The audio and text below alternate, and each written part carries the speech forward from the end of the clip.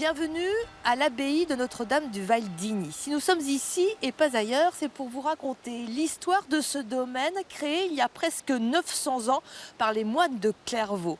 Aujourd'hui, cette abbaye est occupée par des moniales.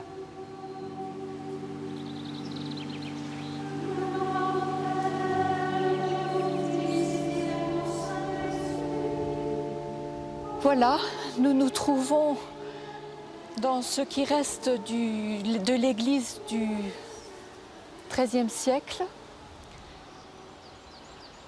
C'est émouvant parce qu'on se dit que c'est un lieu qui a été foulé par Saint Bernard. Et Saint Bernard reste pour nous une figure très vivante et qui continue à nourrir notre vie monastique. Et donc, à l'apogée de cette abbaye, il y a combien de moines et combien d'hectares en fait? Alors il y a eu jusqu'à 300 moines sur un domaine qui est allé jusqu'à 5000 hectares. Après, avec les aléas de l'histoire, la peste, les guerres de religion, surtout le régime de la commande, le nombre de moines a progressivement diminué, mais il y en a eu quand même jusqu'à la Révolution.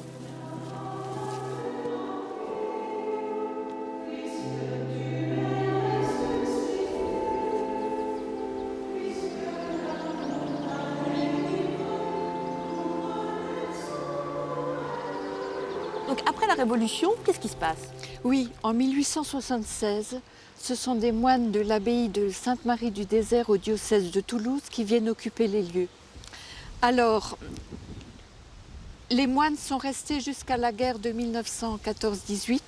Pendant cette période où les combats font rage, le lieu est transformé en hôpital de campagne pour malades contagieux. 1918, le 6 août, l'armée allemande dynamite le monastère.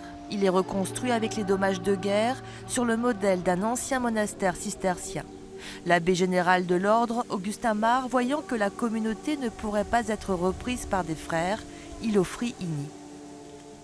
Et c'est donc en 1929 que 32 moniales de l'abbaye de Laval sont venus à Igny.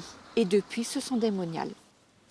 Ora et labora, prie et travaille, selon la règle de saint Benoît, c'est le quotidien de ces 51 moniales. Comme tout monastère cistercien, même tout monastère, il y a 3 pôles dans notre vie. C'est d'abord la prière, qui va structurer toute la journée, et puis le travail, qui vient se mettre dans les intervalles, la vie communautaire, et aussi toute la dimension de l'accueil.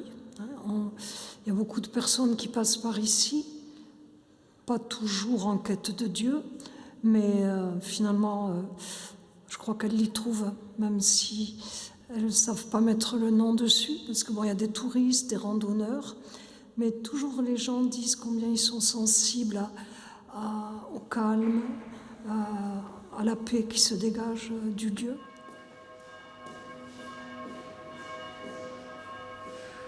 La spécialité de l'abbaye est le bouchon d'Igny. Recettes et moules ne peuvent être copiés. L'histoire du chocolat ici remonte à la fin du 19e avec les moines. En fait, ils recevaient la fève de cacao brute et ils transformaient la fève de cacao en chocolat. Donc c'était tout un processus avec des énormes machines et la seule chose qu'ils faisaient, c'était des tablettes de chocolat. Ils évangélisaient grâce à la tablette et une petite image pieuse dans chaque tablette. Il y avait soit une prière, soit la vie d'un saint, soit en couleur et en noir et blanc.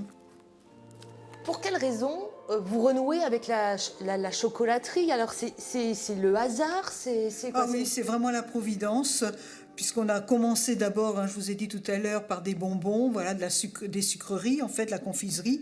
Et puis il y a eu l'opportunité de les enrober et puis de faire du chocolat. Et donc, il y a eu donc forcément un arrêt entre 1918 et puis 61. Et voilà, on a repris traditionnellement le chocolat, mais il n'y a pas de rapport entre l'ancienne et la nouvelle chocolaterie. Et vous glissez plus des petites images pieuses? Non. non. Non, mais bon, ça se fait plus trop. C'était la mode à l'époque, quoi. Cette année, les sœurs organisent un bric-à-brac le 14 juillet. C'est l'occasion de venir découvrir l'abbaye de Notre-Dame du Val-d'Igny. Quant à moi, je vous dis à bientôt ailleurs, en Champagne-Ardenne.